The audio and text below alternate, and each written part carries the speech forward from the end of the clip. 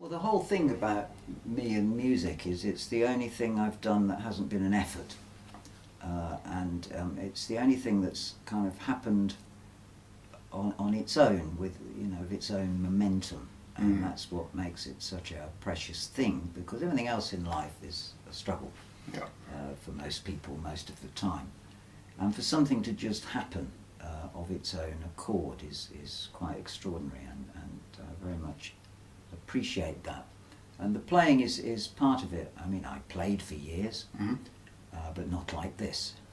And I was, I guess, okay as a guitar player, and then I didn't play for decades. And then I got this guitar for myself, just as a sort of gift to self, because these nationals were around, and they hadn't been around when I was young. I thought, well, you can actually buy them. I bought it, and I was listening to music at the time. I got back to doing that. I was listening to the old original blues stuff and reading the sleeve notes and discovering about open tunings. Well, I knew about open tunings, but I hadn't really done anything with them other than a bit of slide playing. So I whacked the thing into whatever it was then, open D, which the old guys used to call Vestapol.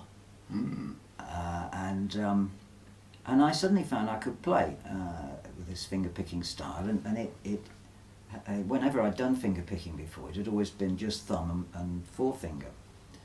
I do remember sitting in my house at the time, and there was a mirror in the room, and it sounds awful this, but I was playing and I thought, that can't be me. And I looked in the mirror and I thought, Christ, look at those fingers going, that's an extraordinary sound.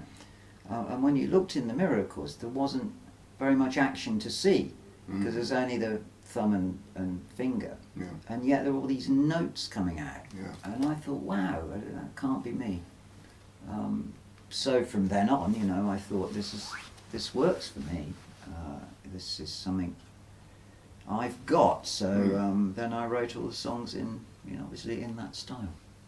So when you first ever started playing guitar, were you playing electric guitar, acoustic guitar, you know, normally? Yeah, at school, you know, there was no such thing in those days, you know, early medieval period really.